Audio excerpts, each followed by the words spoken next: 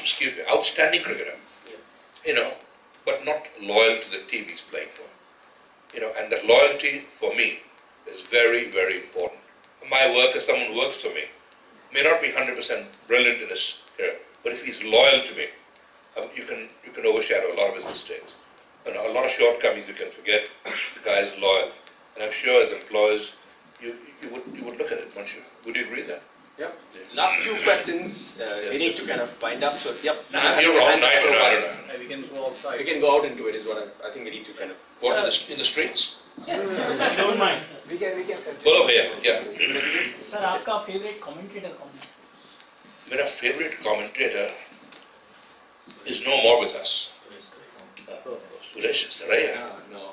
How the hell did he get into commentating? He's a murder guy. He died recently. I don't want to say bad things about a guy. But he didn't have a clue what he was talking about. Tell us, who's your favorite commentator? Well, there was a guy called John Margaret, who's responsible for me being in England, because he offered me the contract from Hampshire. Not the guy spoke with flair, Brian Johnston. Great commentator, I like a commentator who speaks his mind, who speaks, gives you facts as they are. Jeff Boycott is not a bad commentator. He speaks his mind. But what I'm annoyed about him is that I've heard before all this money came into Indian cricket and all that, we were all bloody Indians. It was all bloody India. Oh, you go to India, I don't want to go, I'll get a stomach upset. I'll get Delhi belly. Abhi sale log ko Delhi belly nahi hota hai. When they earn millions over here, and I've heard a lot of foreigners change the tune very quickly when they see the color of money. And that for me, I don't forget, when a guy has made certain statements about my country and my people, I take it very much to heart. And I don't forget it. And I know a lot of these guys, and I tell them when I see them. So, South Africa, like pre-apartheid days, myself and Clive Lloyd were playing for Lancashire. We were offered, those days, £100,000 each, payable anywhere in the world. Those days, £100,000 was a lot of money. Go and to South Africa and coach the whites and the non-whites. But we just couldn't go because they've got apartheid in that country. We had to turn them down. £100,000 those days. Pune mein makan, ban rupee makan liya tha maine. But you had to turn it down for the principle that I'm not doing it because my countrymen are not treated, in the same way as the white South Africans. And that there was a cricketer called Basil D'Oliveira, played for South Africa. We were going on a same flight once to Bahrain to play some charity match or something. And Basil D'Oliveira liked to drink. He used to get absolutely tossed out of his mind, So we were in business class. So Keith Fletcher, someone was a practical joker, he said, Baz, don't make so much noise. There's a white South African in first class trying to sleep. Yeah, he said, where? So you get the drift, don't you? Yeah, you have a question. Yes, sir. Sir. Yes, sir. So who do you think is the best Indian captain ever and what makes him the best? If you discuss the Indian captains, right from my time, bloody contractor, Paulie Umriga, and then, of course, Ajit, Tiger, all these guys. If I say Pataudia Vadekar were the best captains, I take the credit for it because I was doing the captaincy. But Paulie Umriga, I rated him very, very, very highly because his movements, he was a team man. I remember scoring 176, playing for West Zone against some East Zone or something like that. And I like playing shots. We had to chase a total of about 250 to win. And I scored 176 or something out of that. And my other teammates must have been Sardesai, 5 or 6 of them. We had to get about 10 more runs to win. And opening day, I lost my first wicket. I threw my wicket away. I was trying to hit him for a 6. And I must have got a top edge and I was out. Paulie Umriga gave me the biggest roasting of all time. He said, how you let your team down? You should have seen those 10 runs through. If we lose this match, how are we going to lose 10 runs, the whole team? He said, I will make sure you never play for Bombay again. But that was in tears almost. Everybody going around, great knock, well played.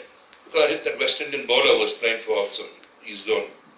And, but instead of telling me well played, he gave me a real drubbing that I let the team down. But they were so professional, And you don't forget these things. That would remind me about Don Bradman. I was in Adelaide.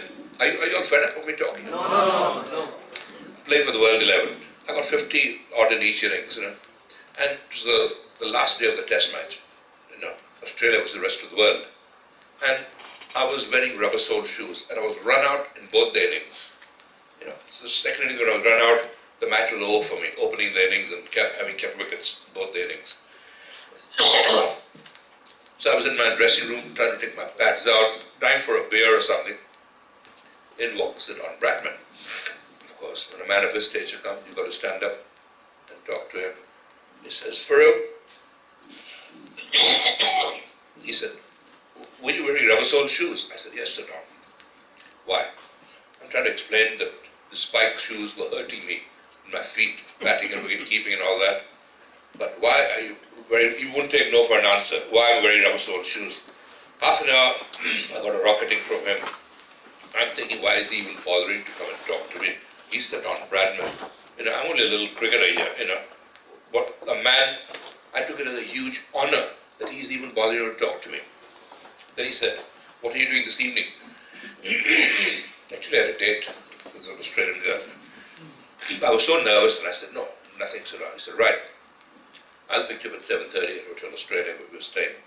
And I thought, I'm still in a daze, what the hell, Don Bradman, call him.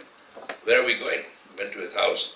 His wife prepared a vegetarian meal. I was dying for a good steak or something, And I was dying for a beer, no alcohol, carrot juice. Anyway, I'm at Sir Don Bradman's house. Great honor, I'll never forget this.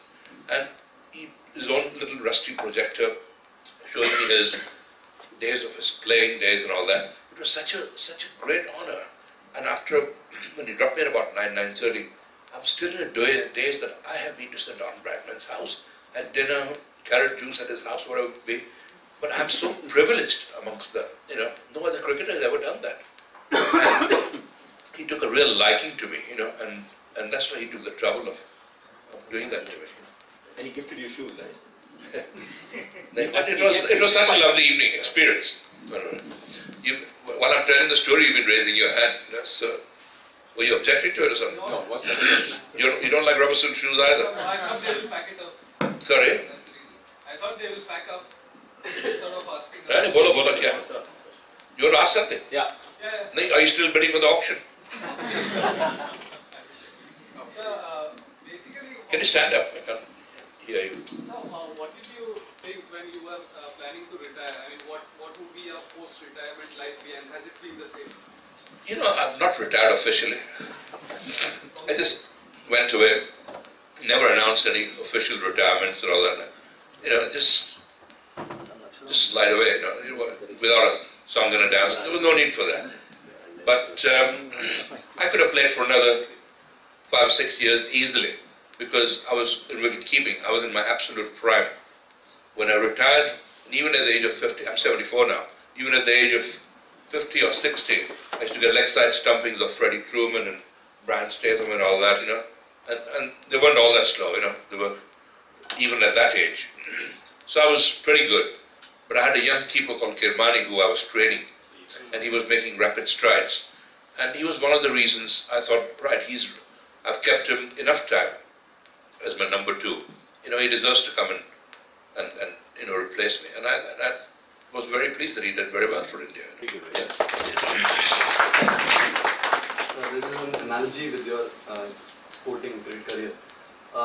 Time comes for an entrepreneur when he leads a team, and despite of himself or herself being immensely talented, the team under is also talented. And at times, now I will give an analogy that since you yourself have been a skipper for India, and you had immensely talented guys like Sunny Gavaskar and all others. At times, To be correct, I was never officially appointed captain of India. okay. So in Madame Tussauds, you won't see my picture there. Okay. Although I did captain quite a few times, Right. off and on, during the game and all that.